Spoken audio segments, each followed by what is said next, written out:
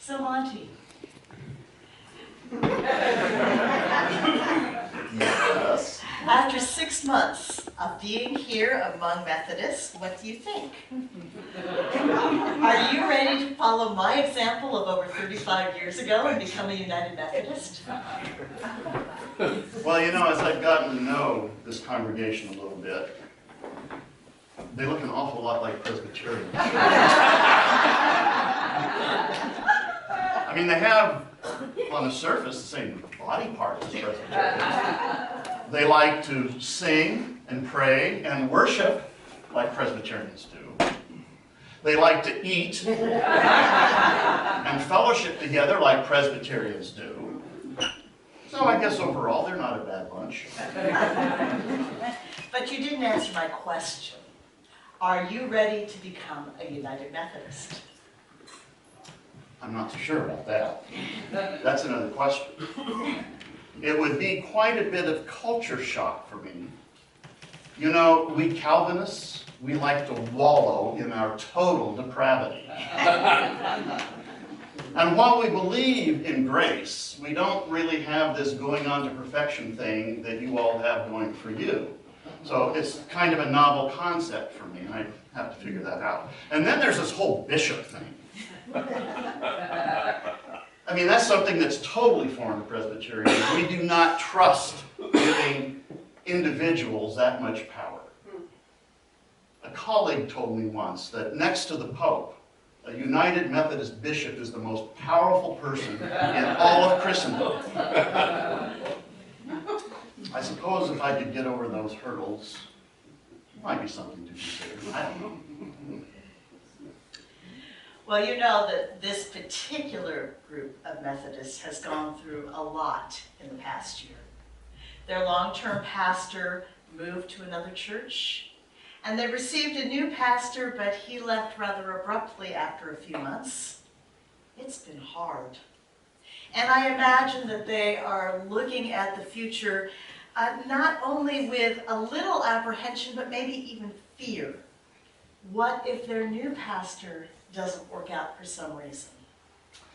Yeah, I get that. I really do. And add on top of that the fear that almost all churches are experiencing as people are leaving by droves. What will the church look like in 10 years? Will there be a church in 10 years? Will there be a church on the corner of 2nd and Kingwood in Florence in 10 years? You know, that kind of fear can be paralyzing. It can hold the church in one place and not allow it to move. The church becomes more concerned with its survival than it does with trying to discern and follow God's call. I know that in our careers as pastors, we've both experienced that. Sometimes it's so hard to get people to dream and to imagine the future in a new way when they're worried more about meeting the budget and keeping people here. Now, don't get me wrong, it is important to consider things like the budget, but that shouldn't be the focus of the church's work. Somehow, as a church, we need to move beyond fear. Wasn't it FDR that said the only thing we have to fear is fear itself? I think it was, but that's not really much comfort to people who are in the midst of something of a crisis. I understand that if we move beyond the fear of the unknown future, we'll be relieved of that burden, and then we'll be free to move forward in ministry. But how do we do that? Well, you know, Jesus had something to say about that. In today's passage, a father is afraid his daughter is dying, so he comes to Jesus as a last desperate act. Some folks come to tell him not to bother Jesus because his daughter has already died. And what was Jesus' response? Do not fear, only believe. But believe in what? Maybe part of it is to believe that God is calling for the church to make some changes. I'm sure that the Christian church and this church will be around in 10 years, but I'm also sure that the church won't look much like it does today. The old models of church don't seem to work anymore, so we need to use imagination and creativity as we discern what God has in store for us. Someone has remarked that being the church in the modern world is like a missionary preparing to go into a strange foreign land. The first thing the missionary needs to do is to learn the language of the place in order to convey the message in a way that the people can understand. People inside and outside the church today are speaking a different language.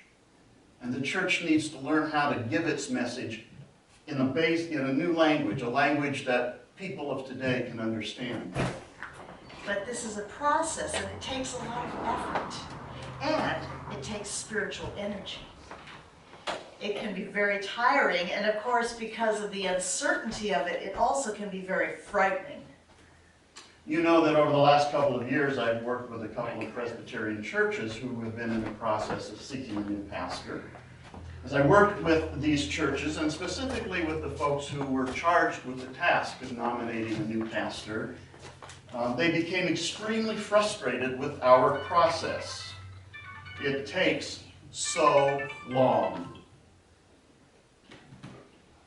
Can't we just cut a corner here and there, they would ask me, and my constant response was, trust the process. And in the end, they did. And they ended up with people who generated excitement about some of the things and possibilities that they could do with the church. You're right that the process of discerning is difficult, but we need to trust that process. So I wonder what the church of the future might look like. Well, for one thing, I think that it will be much more inclusive. Remember, Jesus welcomed all kinds of people, and I think that the church must do the same. The church needs to be a safe place and a welcoming place for all who want to follow Jesus. And by welcoming, I don't mean just a few words at the door for when a visitor comes in, or even an invitation to cookies and coffee after worship. You're right, the welcoming church greets people with a smile, to be sure, but there's a lot more. It's warmth. It's a sense of ease with strangers and people who are different than we are. A welcoming hospitality is really a state of mind that embraces newcomers. It's not really something the visitor hears, it's more something that the visitor senses or experiences. People usually know when others are being genuine, and a genuine welcome is something that visitors treasure. I think that the church of the future will also have a real sense that God is present here. One of the complaints about the church today is that our worship isn't really about finding God. It's about doing things the right way, about singing the right hymns, of maintaining an appropriate sense of dignity, and calling it protecting the sacredness of the service. But worship should be about, and should direct us, to experience the presence of the transcendent God, however that gets expressed in our worship. In fact, our lives should be a constant, continual act of worship, connecting all the time with that transcendent God who is also very intimately present with us all the time. You're right, God is not something remote out there who winds up the world like some toy and lets it do its thing while the divine exits stage right. God is not some cosmic buddy. What people need to know and experience is that the holy is right here, right now, present and tangible.